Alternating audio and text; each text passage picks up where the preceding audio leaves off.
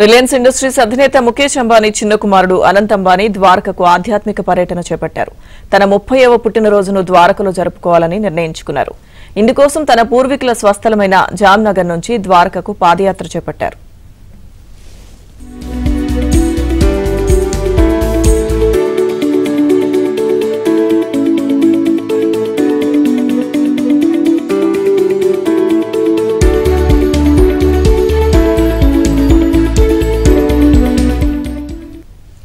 నూట 70 కిలోమీటర్ల ఈ పాదయాత్రను మార్చి 29న ప్రారంభించిన అనంత్ రోజుకు 20 కిలోమీటర్ల చొప్పున నడుస్తున్నారు.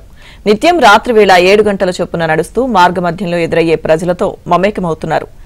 తన 30వ పుట్టినరోజుకు 2 రోజుల ముందుగా ఏప్రిల్ 8న ఆయన ద్వారకకు చేరుకుంటారు. ఈ యాత్రలో కొందరు స్థానికులు సైతం అనంత్కు సంఘీభావంగా వెంట నడుస్తున్నారు. మరికొందరు ఆయనకు ఎదురుగా వచ్చి ఫోటోలు తీసుకుంటున్నారు. హనుమాన్ చాలీసా, సుందరకాండ, దేవీ స్తోత్రాలను వల్లవేస్తూ ఈ ఆధ్యాత్మిక పాదయాత్రలో అనంత్ ముందుకు సాగుతున్నారు.